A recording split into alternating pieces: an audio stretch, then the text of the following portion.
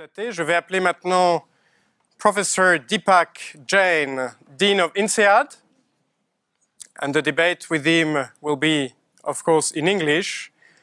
Monseigneur Dominique Ray, évêque de Fréjus-Toulon, qui parlera en français. Marc Deleritz, partenaire chez Gonzander, qui parlera en ce qu'il veut. Mais comme Deepak me disait tout à l'heure, you have to speak from the heart to be understood. Alors, nous verrons. Merci, je vous en prie. Marc.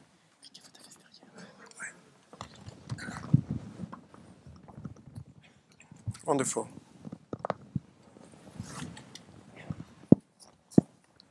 All the mics are working this time? Ça a l'air.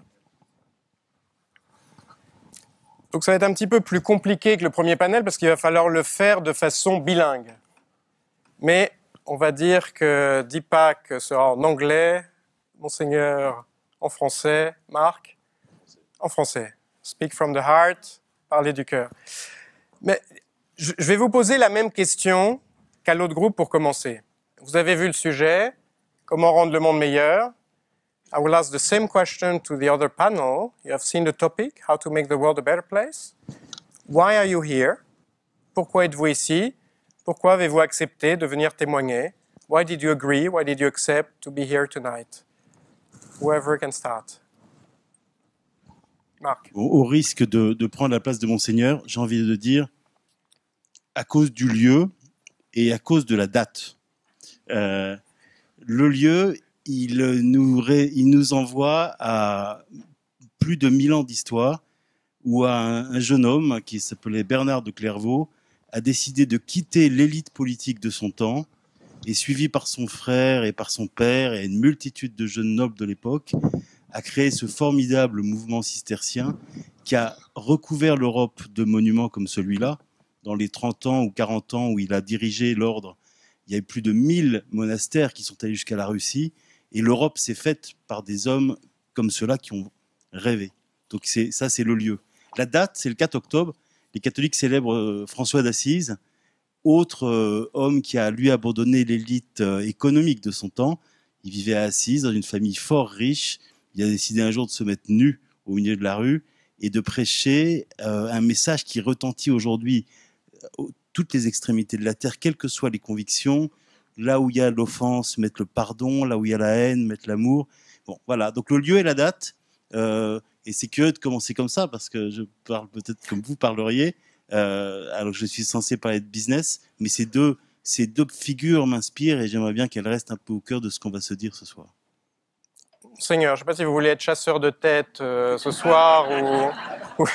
Mais c'est particulièrement touchant d'avoir un homme d'église qui a accepté. Alors je le dis tout à fait honnêtement, j'ai aussi invité des représentants d'autres religions en me disant que ce serait un débat très ouvert. J'ai invité aussi des hommes politiques et il est admirable de noter que très très peu d'entre eux ont accepté l'invitation ce soir. Donc je vous remercie spécialement d'avoir été présent parmi nous ce soir. Voilà, pour cette petite introduction.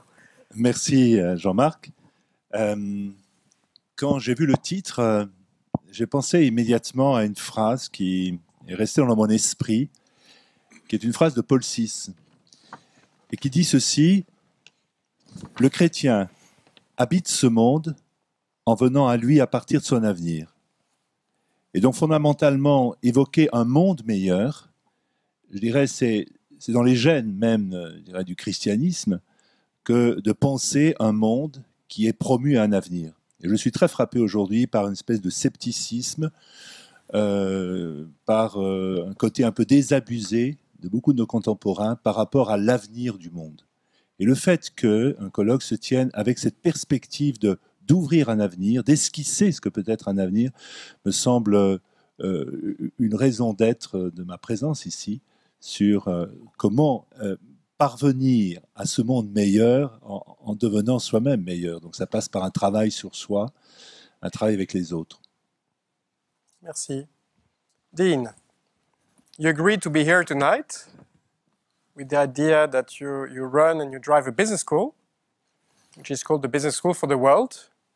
And tonight we're asking you about making the world a better place. So it's even beyond the business school for the world, you know. So why did you come here tonight?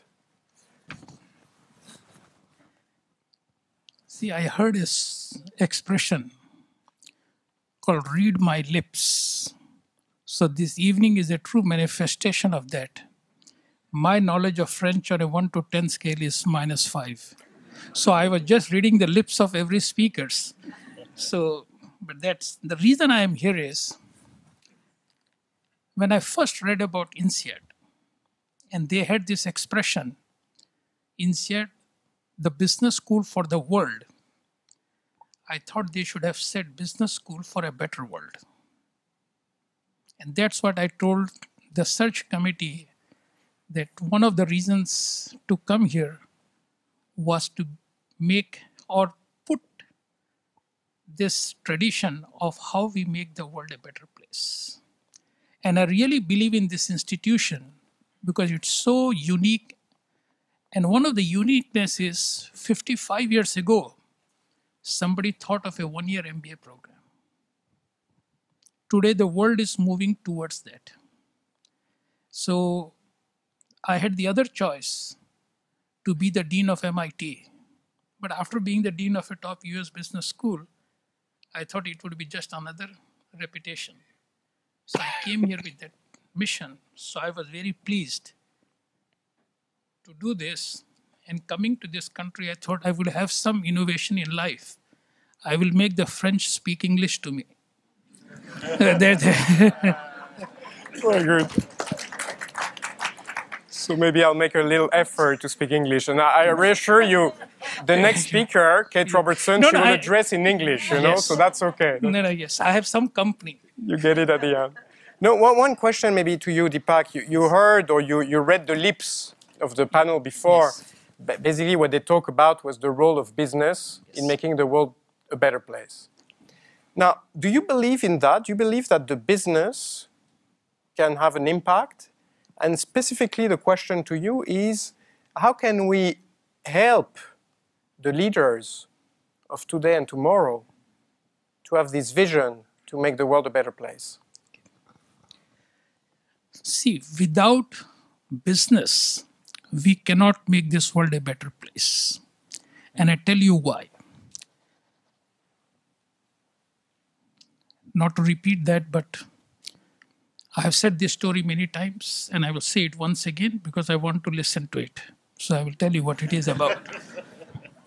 So if you look at the last 500 years and see how the world has evolved, up to the 19th century, the model was colonialism. The players were countries, and the performance metrics, our performance metric was power. Then if you look after the 19th century, the colonialism moved to capitalism, free market economy, and the players became corporations. And the performance metric was profits. Then if you look at after the current century, from capitalism, we are moving to entrepreneurialism. And the players are citizens, and the profit metric and the performance metric is purpose. If you look at the new generation, they are really looking what I describe as success with significance. And that is, I think, the model that business schools ought to adopt. Now, you cannot go in significance without being successful. So the first necessary condition is you establish a good business and become a good business leaders. And once you become a good business leader, then the responsibility is to give back to the community, give back to the society, and that is what I describe as success with significance. That prompts to me the next question to Mark. I will ask at least the question in English, but then he can respond in French if then you I want. can start reading his lips. Indeed. But all this is great. Yeah. Great. But maybe a bit theoretical, because can you manufacture leaders of tomorrow with a purpose?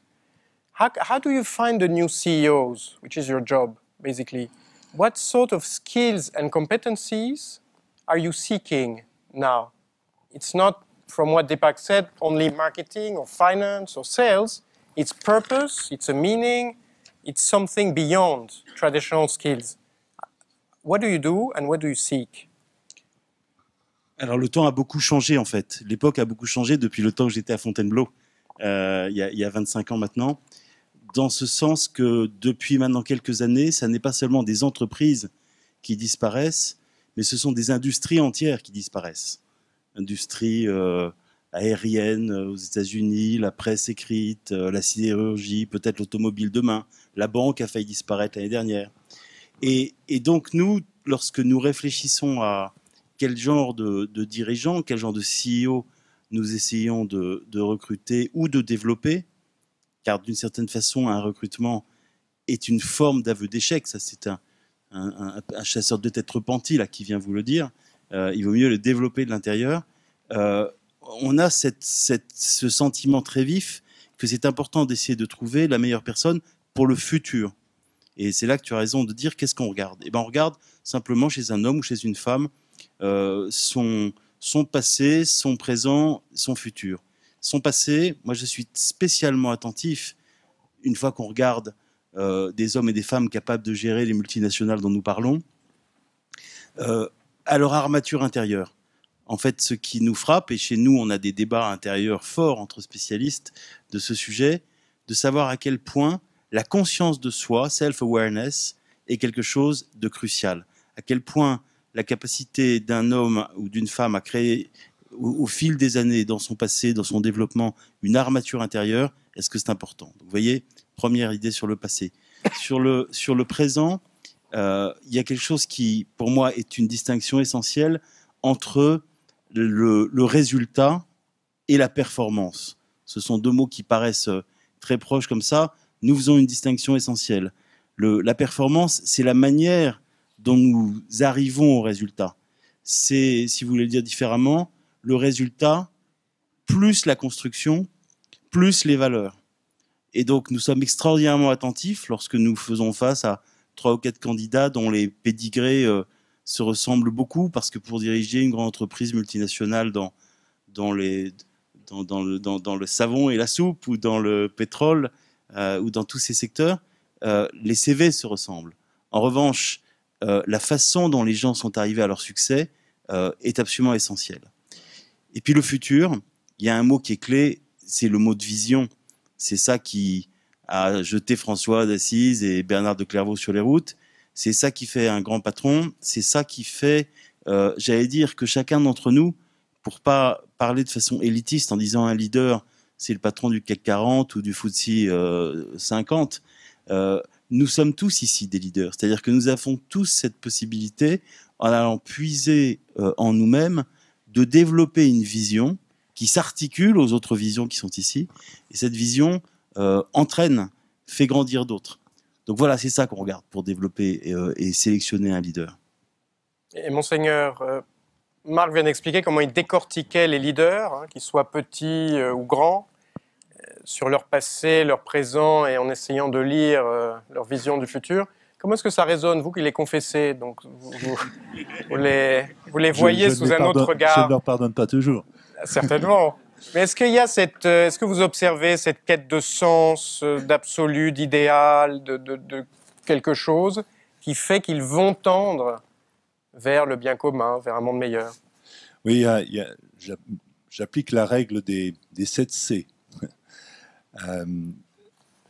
Cette règle des 7 C s'énonce ainsi. D'abord la conviction, des gens qui sont habités par des convictions fortes et structurantes, la cohérence, c'est-à-dire la mise en rapport entre une conviction et un mode de vie, un style de vie. Le 3e C, c'est que tout exercice du leadership ne peut se faire d'une manière harmonieuse et féconde qu'en lien avec une communauté, un groupe qui le porte. Donc la communauté. Le 4e C, c'est le charisme. On est bon à partir de son charisme et on n'a pas bon sur d'autres charismes, d'autres compétences qui ne sont pas les nôtres. Donc découvrir son charisme, cultiver son charisme propre. Un autre point, c'est la connaissance.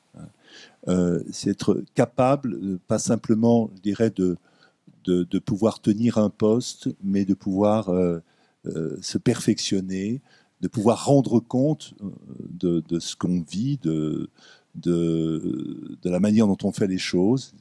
C'est un lien avec la compétence.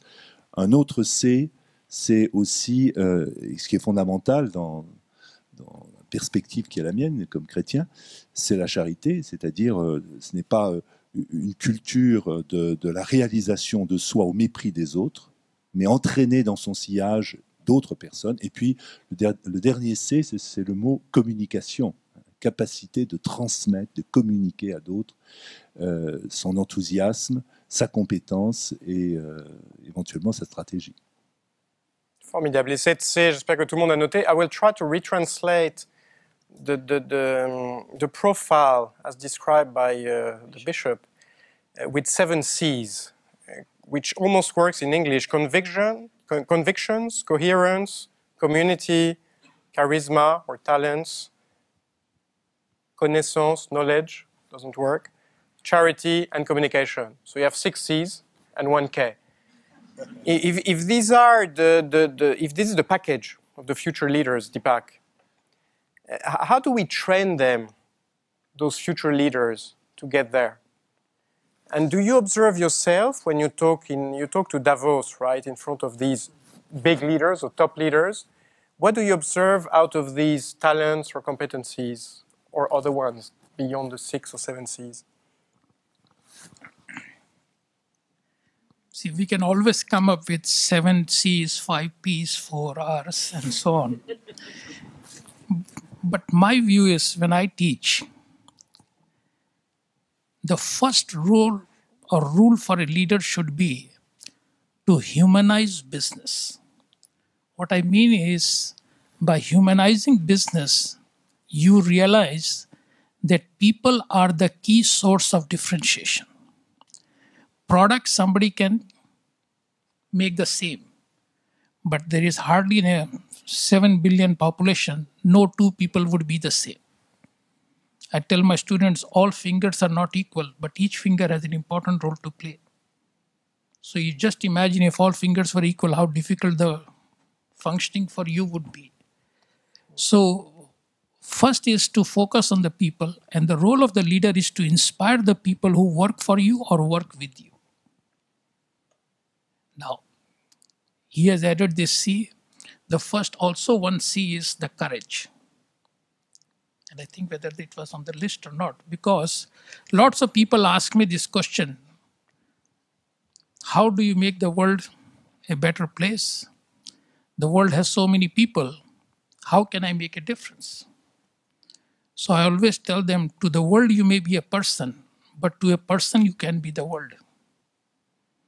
So when you say, Dot, do one thing, I tell my students, do influence one person. And if you do that, you can connect the whole world. So focus on a person, make a difference in that person's life.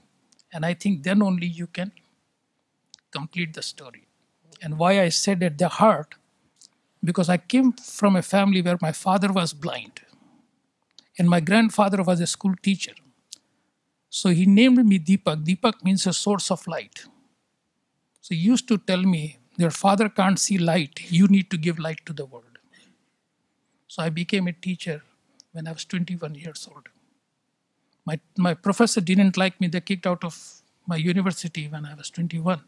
So then I said, what else to do? Go and preach, teach others. You preach and I teach, right? So in that sense, the point is, I have always believed, focus on the person and you would be fine.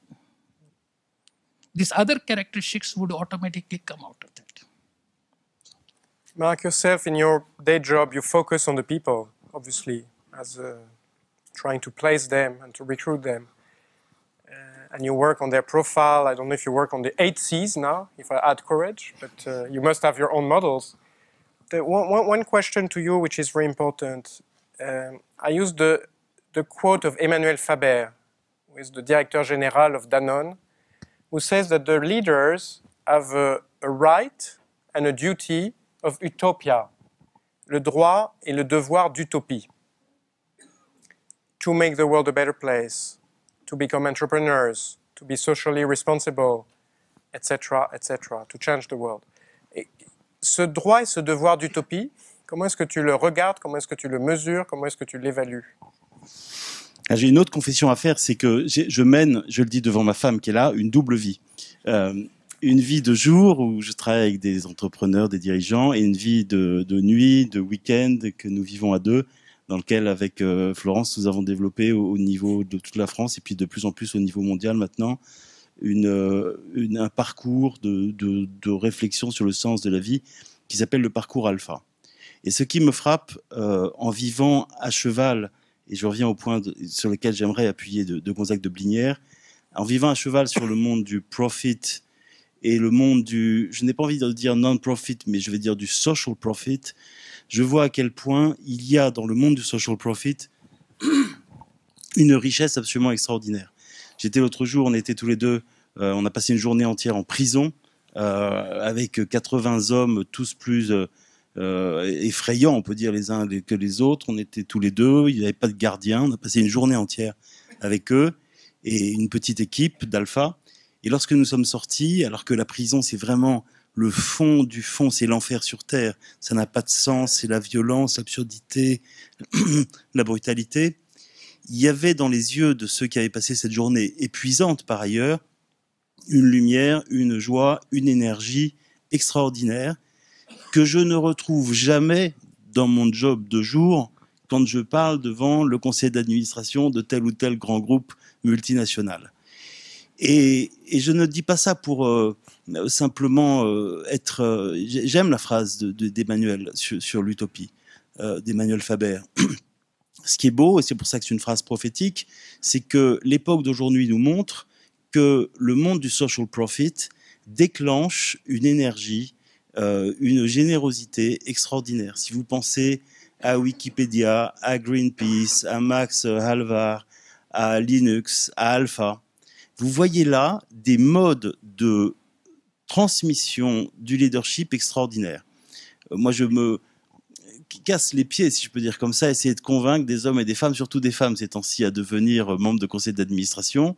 Il faut toujours parler de jetons de présence dans les sociétés cotées, dans les charities comme celles où nous sommes. Les board members ne sont pas payés, c'est même eux en fait qui font tourner la boutique. Dans le monde du business, on parle de fusion-acquisition, un peu moins ces temps-ci, mais ça reste tout de même un métier important. Dans le monde du social profit, on parle d'alliance.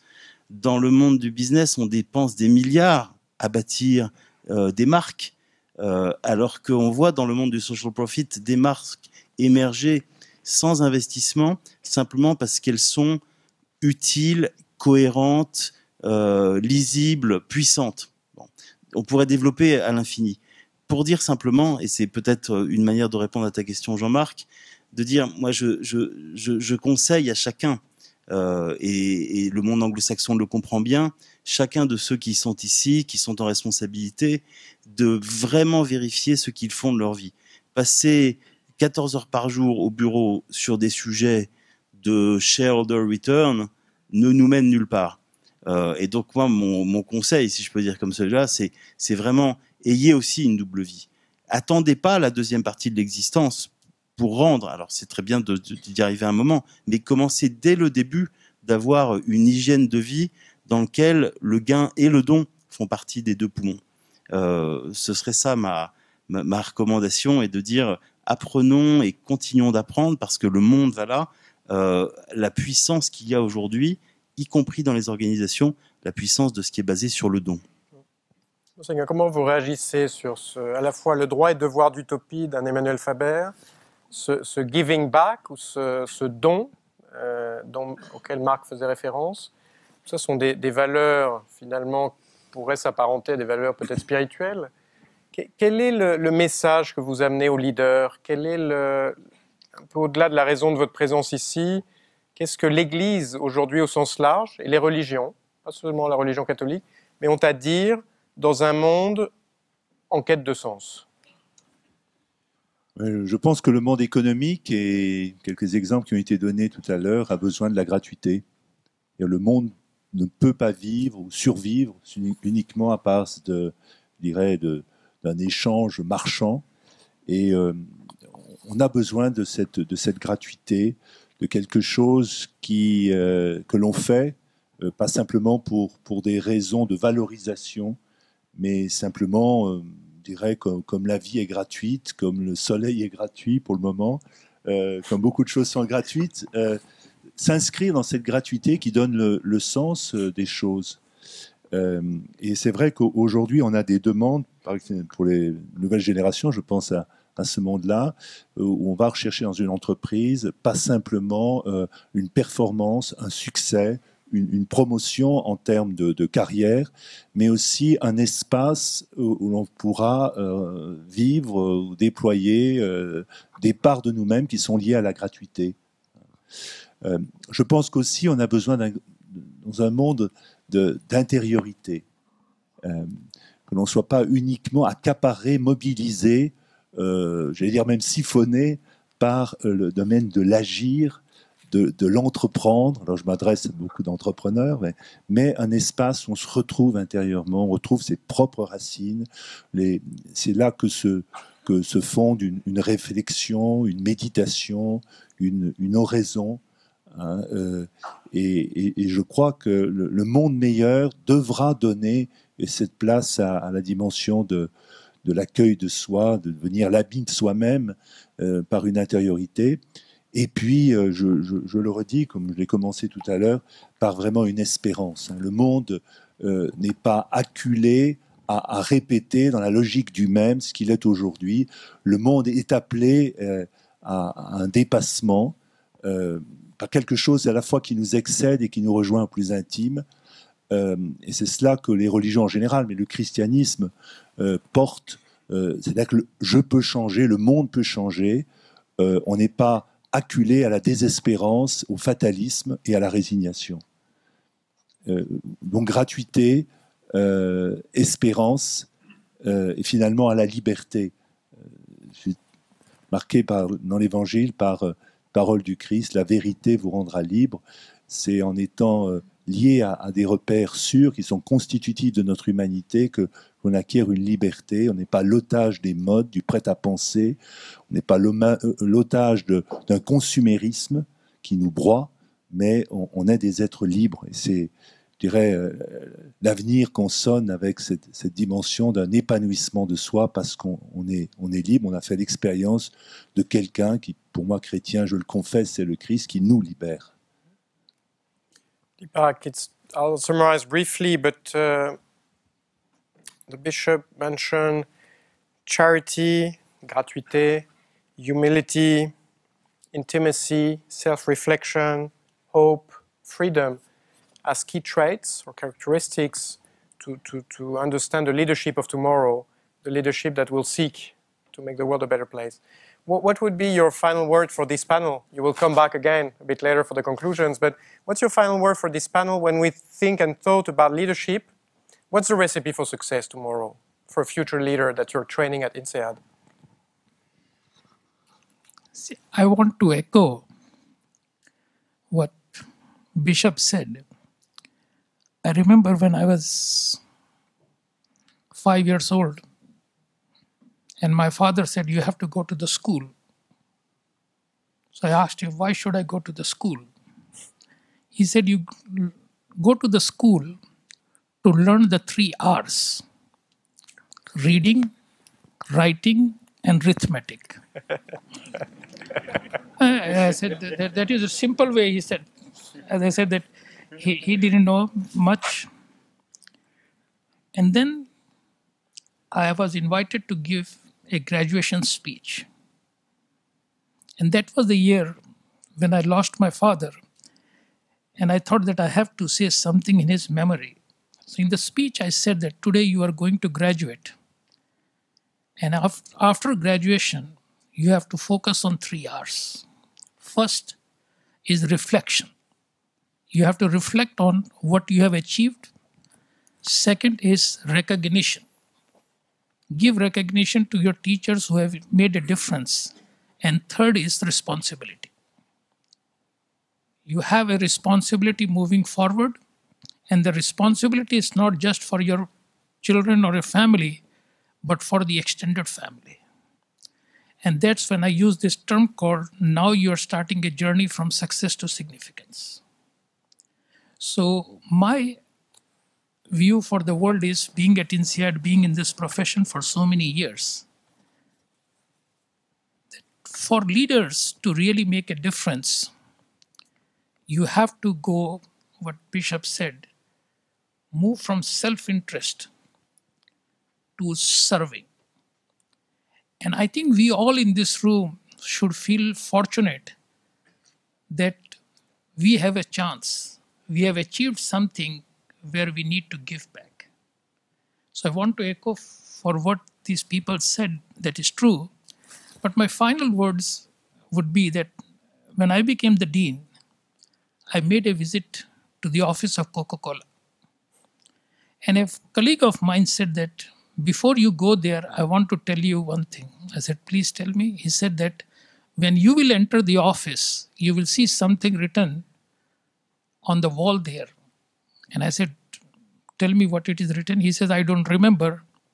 But he said something like this, which was very true. When people tell me something once, I tend to retain what they said. And what he said was, there is no limit to what you can achieve and how high you can go up in life if you don't mind who gets the credit. And that to me is the key thing, because credit means ego. And if we can move, and that requires some courage, if you move from thinking about your ego, who gets the credit, I honestly believe what Bishop said, the three words I believe is humanity, humility, and honesty. Then you can achieve the rest. Rest leave to others. The 3H. Thank you very much. Marc, peut-être un dernier mot, et Monseigneur ensuite. J'étais avec Florence au début de cette année à Washington à dîner avec un dirigeant indien, dirigeant d'entreprise, qui nous a dit, en nous adressant à ceux qui étaient là, européens, vous en Europe, c'est quelque chose de magnifique d'être chez vous, mais vous êtes une civilisation de fleurs coupées, comme les belles fleurs qu'il y a ici, resplendissantes, mais au fond, allant vers une mort inexorable et assez proche. Et cette phrase, moi, m'a saisi, parce que d'une certaine façon, elle me parle. Je vois notamment, pour revenir au milieu du travail, je vois à quel point l'entreprise reste un lieu de souffrance pour beaucoup de gens. Non seulement, j'allais dire, pour les malheureux que l'on voit en ce moment saisis dans cette tourmente terrible de l'industrie automobile ou bancaire qui est en train de connaître ces difficultés si graves, mais même au sommet des entreprises, dans les sphères dirigeantes, où j'ai vu l'autre jour avec horreur l'image ou la statistique que les crises cardiaques des dirigeants arrivaient, l'essentiel pour la grande majorité d'entre elles, le lundi matin, en arrivant au bureau. Et je me dis, comment est-ce qu'on a pu se mettre dans cette seringue épouvantable qui fait que l'entreprise est devenue ce lieu de souffrance? Alors, qu'est-ce qu'on peut apporter comme réponse à ça? Qu'est-ce qu'on peut faire pour éviter ce scandale? Je vois de toutes ces grandes multinationales qui recrutent chaque année des dizaines de jeunes diplômés des plus grandes écoles françaises ou européennes ou mondiales, et qui les mettent en fait dans des boîtes quelques années plus tard en leur disant, écoute, voilà, mets-toi là et fais ce qu'on te dit, et on arrive vers cette souffrance terrible. Alors qu'est-ce qu'on peut faire pour éviter d'être vraiment une civilisation de fleurs coupées?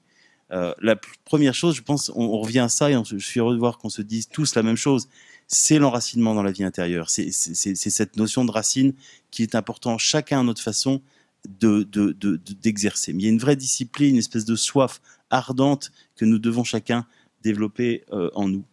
La deuxième, peut-être, piste, chez Gonzener, on est une maison suisse très conservatrice, on met des années à prendre une décision sur les sujets qui sont les nôtres. On a décidé, après des débats théologiques, j'oserais presque dire, de rajouter à notre modèle de leadership une 8e compétence. Et cette 8e compétence, c'est inclusiveness. c'est cette notion qui n'est pas la notion banale de diversité où on plaque en fait des quotas de minorités, mais c'est cette notion profonde de connecting the dots, que nous sommes faits profondément pour être en communion les uns avec les autres, et que les multinationales, comme l'Église d'ailleurs, sont des lieux où cette globalisation dont Clara parlait tout à l'heure peut se faire d'une manière non pas inexorable et menaçante, mais d'une manière belle et épanouissante. Donc, la deuxième direction que je donnerais, c'est inclusiveness. Et puis, la troisième, c'est le rêve. Tu as commencé comme cela. C'est ce que disait Martin Luther King. I have a dream. Il n'a pas dit j'ai un plan. Il a dit j'ai un rêve. Donc, la troisième chose, c'est le rêve. Donc, je pense qu'avec ces trois pistes, et il y en a plusieurs autres qui ont été données ici, et on arrive à sortir, à retrouver du sens, à passer du succès au sens, et à arriver, en ouvrant l'œil, après un week-end parfois fatigant, en se disant Dieu merci, c'est lundi. Un dernier mot, Monseigneur. J'utiliserai un mot qui est très utilisé dans le vocabulaire religieux. Là, nous sommes dans un changement très profond de paradigme et qui nécessite véritablement une conversion. C'est-à-dire un changement de regard, une transformation dans nos pratiques, une nouvelle manière d'habiter notre monde, de le penser. Et en entendant les uns les autres, je suis convaincu que cette conversion, qui n'est pas simplement religieuse, spirituelle, recherche personnelle, mais une conversion dans la gouvernance, dans la transformation du monde, est absolument nécessaire pour rendre ce monde, je dirais, possible, habitable et finalement humain. On voit bien les limites de notre humanité aujourd'hui. On est aux frontières même du supportable dans un certain nombre de situations à travers le monde. On prend conscience inexorablement, nous sommes fondamentalement solidaires les uns les autres dans un processus de globalisation, et on ne pourra s'en sortir que par cette conversion qui est de revenir au principe d'humanité, qui est aussi de croire qu'on peut changer, de croire que tout être humain a une place sur Terre, parce que tout être humain est sacré. Et c'est ce changement d'attitude, de conception, de regard sur le monde qui permettra une évolution positive. Gentlemen, thank you very, very much.